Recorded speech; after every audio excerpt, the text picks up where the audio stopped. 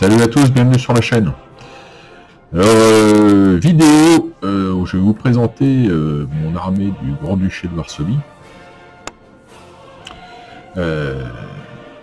Et on va en profiter vraiment pour faire un petit historique de ce Grand-Duché, de cette armée polonaise qui a combattu aux côtés des Français pendant les guerres napoléoniennes.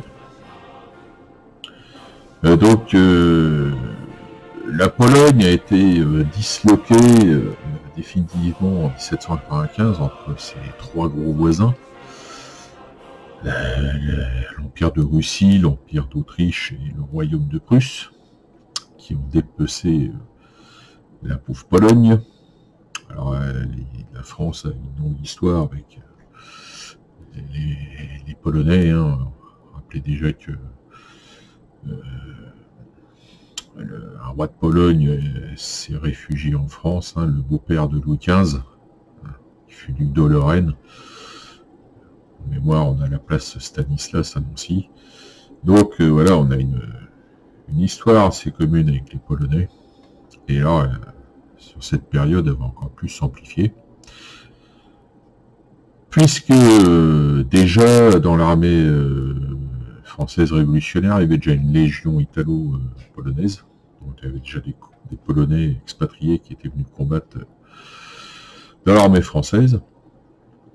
Et donc là, suite à la campagne de Prusse de 1806, avec deux victoires fulgurantes de l'armée française de Jena et d'Auerstadt, Napoléon poursuit l'armée prussienne et donc les Français vont rentrer dans Varsovie fin 1806, et donc il va y avoir un accord qui va se passer entre l'aristocratie polonaise, avec le prince Poniatowski, pour engager des Polonais dans l'armée française.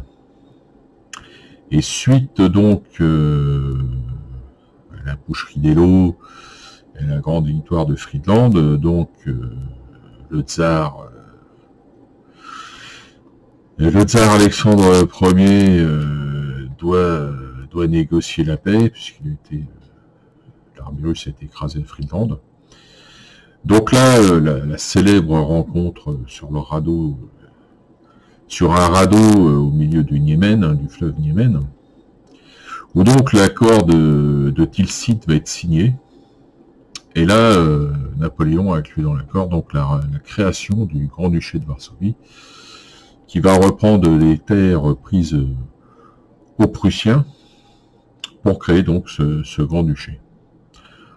Il sera agrandi en 1809 suite à la défaite des Autrichiens à Wagram. Et finalement, en 1812, une grande armée polonaise fera partie de la campagne de Russie, avec, on va dire, en gros 100 000 hommes. Donc l'armée polonaise, évidemment, ça évoque pour nous les lanciers, les célèbres lanciers de la garde impériale, le premier régiment de lanciers, le chevau léger lancier. Mais c'est aussi la Légion des Vistules.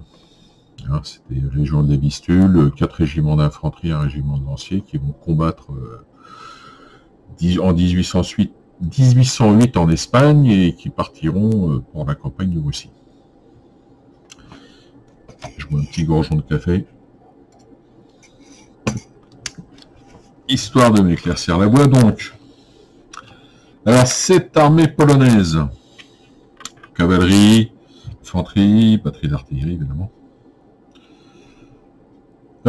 Qu'est-ce qu'on nous dit? On a donc en 1807 création de 12 régiments d'infanterie, 6 de cavalerie.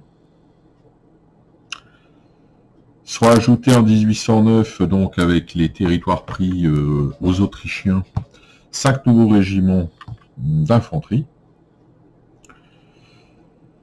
Donc ouais, on va arriver avec une armée de 100 000 hommes.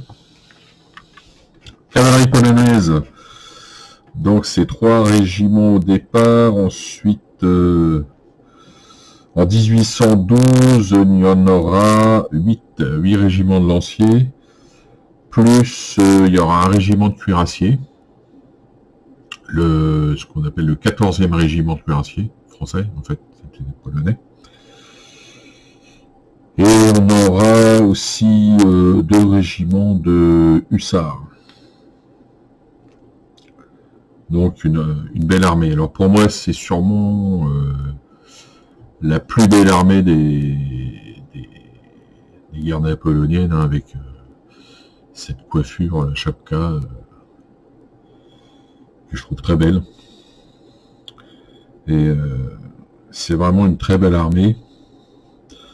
Elle compte des... Alors quand on les joue en wargame, hein, c'est quand même ça le but. Elle a un peu toutes des certaines qualités, hein. Il y a des vétérans, on peut avoir des vétérans, donc des cavaleries efficaces. C'est fait d'armes à cette armée polonaise. Bon, tout le monde connaît, évidemment, pendant la campagne d'Espagne en 1808, quand Napoléon entre en Espagne avec la Grande Armée, la charge à Somosierra,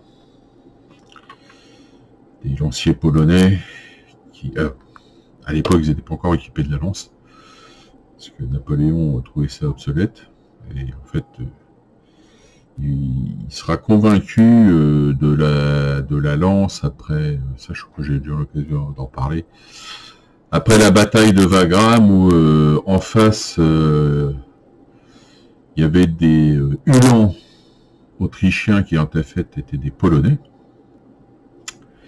et eux avaient la lance, et il a été quand même impressionné par les pertes que ces Uhlans autrichiens polonais ont infligé à la cavalerie française. Il y a eu même un affrontement entre les cavaliers polonais de l'armée française et les cavaliers polonais de l'armée autrichienne. Il paraît qu'ils s'insultaient en polonais pendant l'affrontement. Mais voilà, donc Napoléon fut ensuite convaincu de... Suite à ça, il y a eu une démonstration aussi d'un lancier polonais de la garde face à un chasseur à cheval, je crois. Il y a un grenadier monté de la garde, et il a fait une démonstration d'utilisation de la lance, qui avait encore plus convaincu Napoléon d'équiper ces lanciers polonais de la garde avec des lances, mais aussi de créer des régiments de lanciers, puisqu'il va transformer des régiments de dragons en régiments de lanciers, de chevaux légers.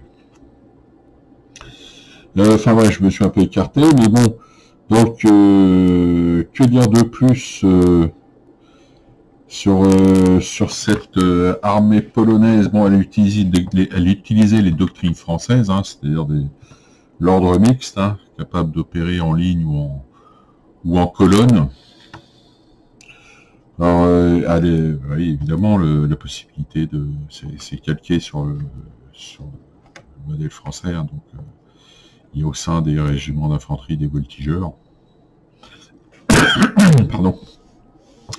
Alors, ils n'ont pas d'infanterie légère, mais ils ont des voltigeurs au sein des régiments d'infanterie. Voltigeurs, ils ont aussi des possibilités de faire des bataillons de grenadiers réunis. Les pièces d'artillerie, évidemment, bon, à la française, hein, du système Griboval, hein, puis sûrement des pièces peut-être prises aussi à l'ennemi, mais je pense que ça va être principalement du canon français.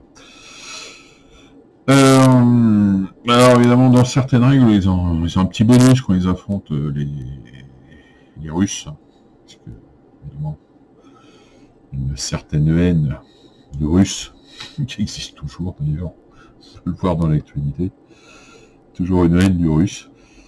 Ils ont oublié que pendant une certaine époque, eux aussi ont bien fait chier les Russes quand ils étaient plus forts que les Russes. Il faut se rappeler du grand royaume de Pologne-Lituanie. C'était eux à l'époque les chefs du coin, hein. On dirait, c'était les boss du game à l'époque, du grand royaume Pologne-Lituanie. Mais bon, donc voilà, ils ont certaines règles, ouais, ajoutent ce petit bonus de, de, face aux Russes sous la forme de sourds, de tenaces, c'est-à-dire qu'ils vont pas reculer comme ça face aux Russes. Voilà, donc j'en suis arrivé à 10 minutes de présentation, donc je vais peut-être m'arrêter là. Ouais, les faits d'armes, bon, ouais, j'ai parlé de Sobosira. Ouais, il y a un combat contre Razine. Je l'ai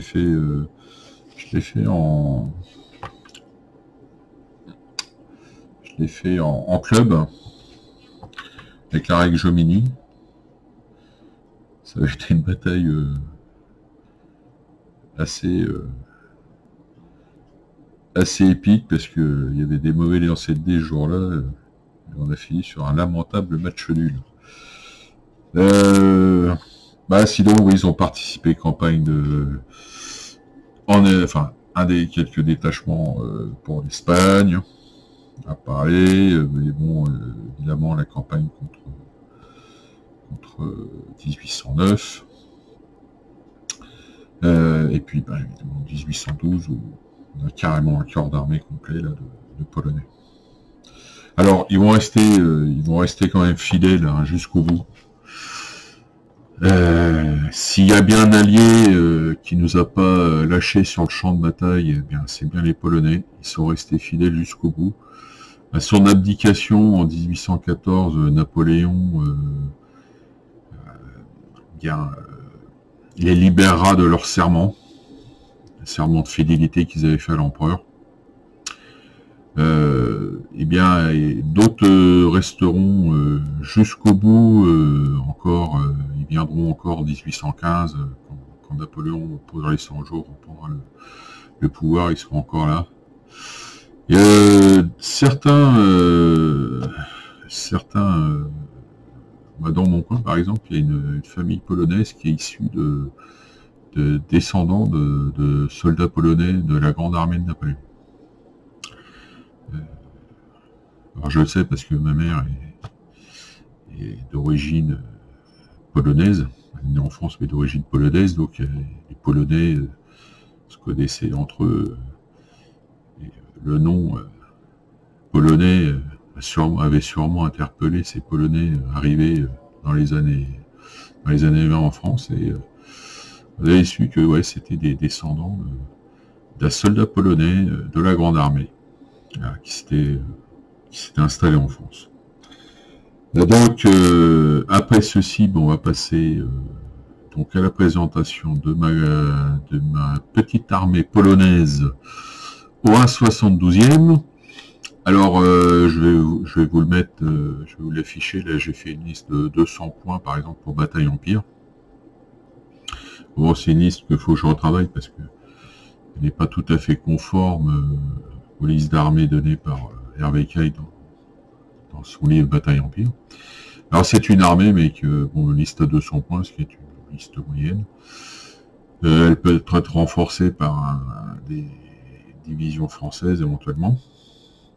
Et surtout, elle va me permettre aussi de jouer, évidemment, à Jomini, Command Color et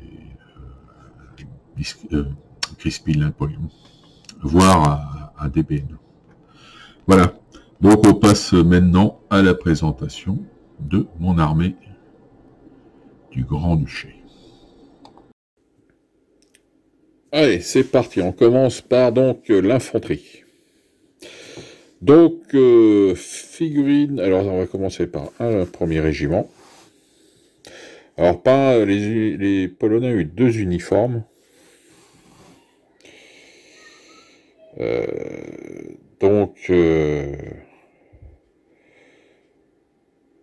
J'en ai une série peint, on va dire, dans les premiers uniformes. Et une série peint dans la deuxième type d'uniforme. Donc ça, ce sont des figurines Estralette. Il y a 2 boîtes d'infanterie chez Estralet polonais, et ils sont très bien. Il pourrait y avoir mieux, mais ils sont très bien. Donc voilà, donc les distinctifs rouges pour celui-ci.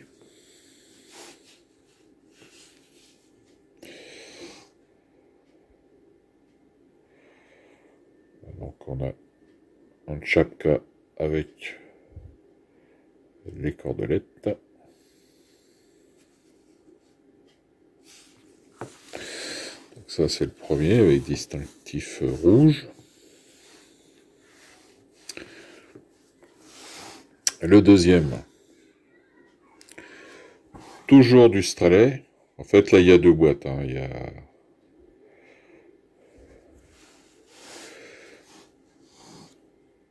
y a les deux boîtes, on va dire. Ouais. Parce que je ne vais pas vous le montrer, s'il y a un petit pétouille. Voilà, sur le point. Donc la distinctif jaune. Collé et parement rouge. Et puis vous avez ceux-là qui proviennent de la deuxième boîte. Si mon portable veut bien faire le point, c'est une grosse feignasse, il met 3 heures à faire le point. Le troisième, donc en blanc, distinctif blanc.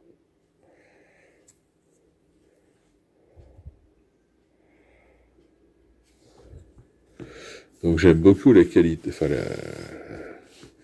la qualité de ces figurines, parce que bon, le plastique est de bonne qualité, et ma foi, bon, à part peut-être sur les fusils, où ça manque un peu de détails de gravure, le reste est quand même pas mal.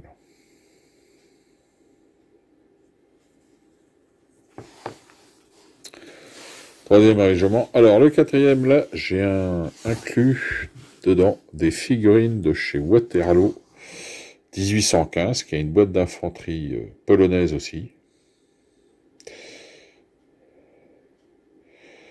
Elle aussi de belles figurines. Alors j'ai pris parce qu'il y a 4 drapeaux dedans, avec 4 tambours et 4 officiers, donc ça m'a fait du commandement. Tambour, très bel uniforme des tambours polonais. Et là, alors là, ils sont peints différemment. Ça, c'est dans le deuxième, on va dire, deuxième uniforme. Alors en fait, le pantalon blanc, c'est le pantalon d'été chez les Polonais. Et pantalon bleu, c'est le pantalon d'hiver. Un peu comme chez les Russes, hein, pantalon blanc l'été, pantalon vert chez les Russes pour l'hiver. Avec pareil, là, avec des distinctifs, d'ailleurs, j'ai mélangé, attendez, je vais les remettre parce que j'ai mélangé les deux, en fait. Voilà, ceux-là, voilà. Ceux-là sont avec les distinctifs bleu clair.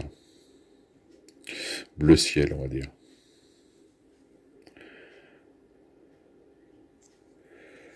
De belles figurines.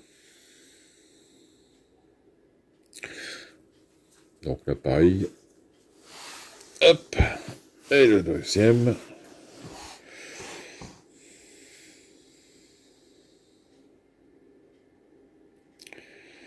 J'avais inversé j'ai inversé ça c'est celui du régiment que je viens de présenter d'avant avec les distinctifs bleus, et ça c'est le deuxième avec les distinctifs rouges. J'arrive à me mélanger tout seul. Le drapeau est bien fait, hein, gravure de chez Waterloo 1815, c'est vraiment nickel.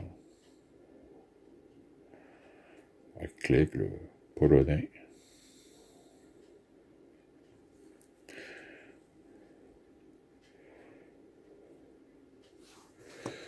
Et donc, les soldats. Je suis désolé hein, pour le portable qui met 3 plombs à faire le point. C'est un connard, il le sait, mais j'ai beau lui dire, mais il veut pas s'améliorer.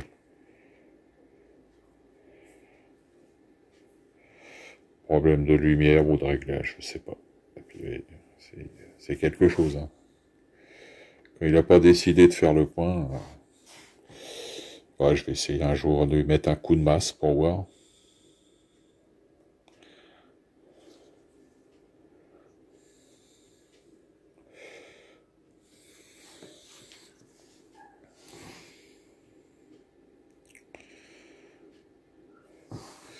Donc je crois que j'ai encore de quoi en faire 2 régiments en figurines. Un sûr, mais je pense que deux, deux ça doit être. Donc là, ça m'en fait 5. Je pourrais éventuellement grimper. Je pourrais grimper à 7. Et j'avais oublié sur l'ordre d'infanterie aussi, des grenadiers. Alors ça, ce sont des figurines que j'ai eues sur un site en Allemagne. Alors, je vous le mettrai dans le descriptif. Alors je voulais absolument des grenadiers comme ça. Bon, j'aurais pu le faire avec des grenadiers français.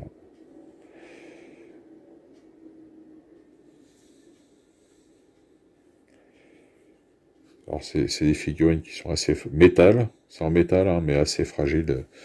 Comme il les a envoyés, j'ai dû faire 2 fois une réclamation parce que ça arrivait avec le bout des fusils cassés. Mais le gars a été honnête, hein, à chaque fois il m'a renvoyé.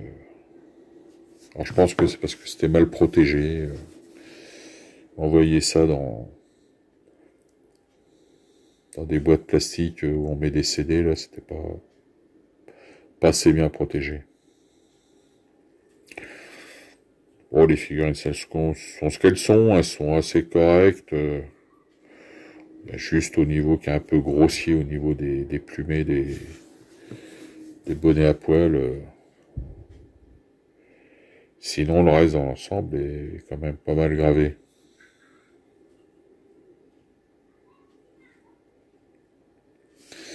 Voilà, donc ça, c'est fin de l'infanterie avec ces grenadiers. On va passer, allez, tiens, on va passer à l'artillerie. Alors, avec 2 batteries, une à cheval, une à pied. Donc ça, ce sont des figurines Art Miniaturen. Alors, qui valent assez cher, hein. Je m'étais fait un peu plaisir là-dessus, mais attendez, je vais essayer d'agrandir, de voir si ça veut. C'est compliqué, hein. Ouais.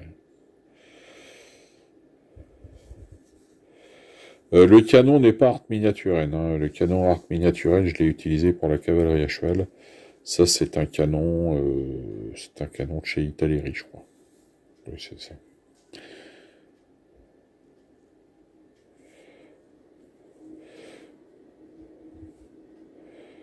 Ouais, parce que les figurines sont assez chères, hein.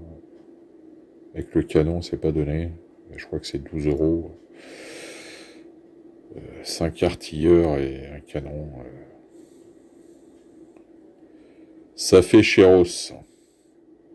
Donc vous pouvez en fait faire avec de l'artillerie française. Je pense aux boîtes Zvezda,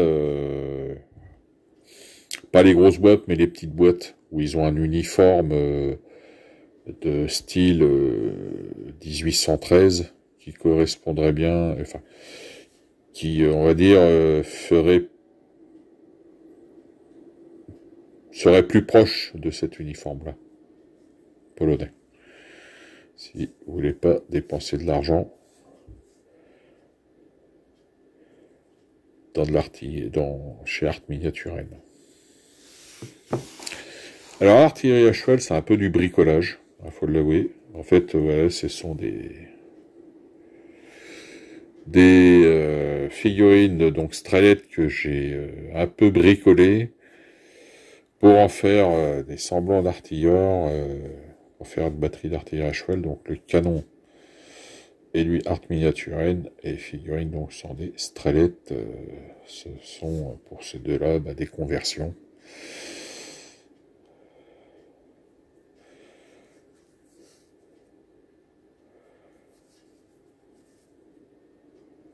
Voilà pour cette artillerie. Alors maintenant on va passer à la cavalerie. Alors, cavalerie. J'en ai pas fait beaucoup parce que bon, pas besoin d'énormément de cavalerie. Avec, j'en ferai peut-être un régiment de lanciers sûrement. Donc on va commencer par des chasseurs, les chasseurs à cheval polonais. Donc ce sont des figurines hâtes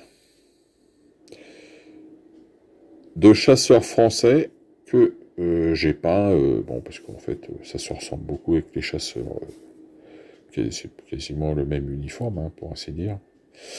Parce que alors j'ai pris ces chasseurs de chez Hâte parce qu'ils ont l'habit à la Kinski. Hein, pour ceux qui connaissent un peu les uniformes des chasseurs français, ils ont eu 3 types d'uniformes pendant la période napoléonienne. Et donc cela c'est on appelle l'uniforme à la Kinski. Et donc il colle bien pour faire du chasseur polonais. Donc, cavalerie légère, hein, parce qu'en fait, il n'y avait pas de cavalerie enfin, il y avait un régiment de cuirassiers chez les Polonais, j'en ai parlé avant, mais par exemple, on n'avait pas de cavalerie moyenne comme les dragons. C'était soit chasseurs, hussards ou lanciers. Alors, cela, c'est une conversion, donc ce sont des lanciers de la boîte Italeri, dit lancier hollandais, qui est une ancienne boîte SI. Et dessus, j'ai collé des têtes que j'ai piquées dans les boîtes Straley. Parce que bon, la chapka est beaucoup plus belle.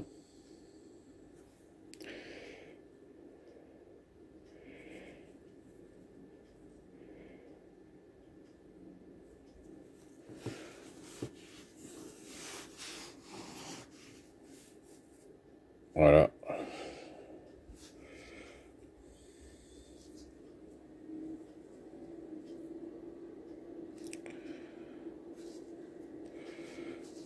Très belle figurine, enfin, Italeri, disons, SI.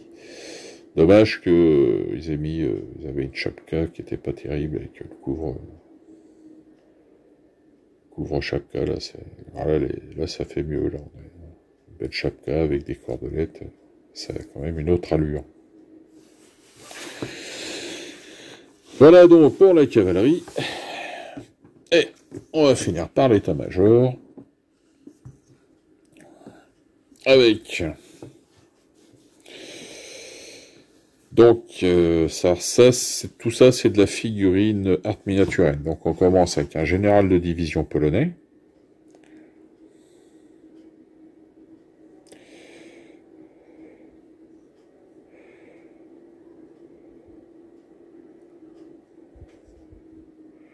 Donc ouais, bicorne, bon uniforme à la polonaise, hein. Donc avec tout le galonnage argenté.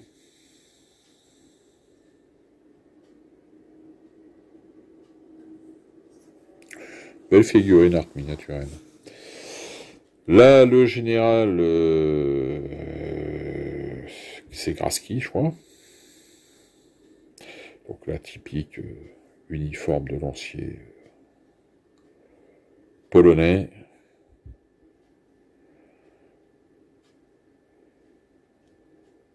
Grinski a commencé les lanciers polonais de la garde, mais après il a commandé aussi une division.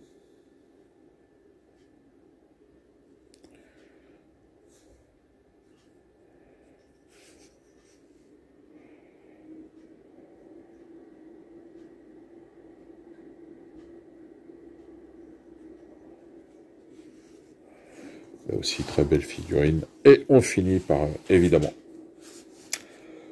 le maréchal Poniatowski avec un aide de camp. Le Bayard polonais, comme l'avait surnommé Napoléon, malheureusement mort noyé. Alors là, pareil, superbe uniforme. Alors, la figurine était livrée avec sa cape. Il y avait une cape en fourrure, souvent louée sur des tableaux avec sa cape en fourrure.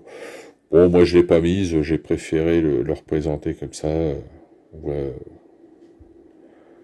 son bel uniforme. Alors l'aide de camp, hein, pareil, hein, calqué sur les modèles français.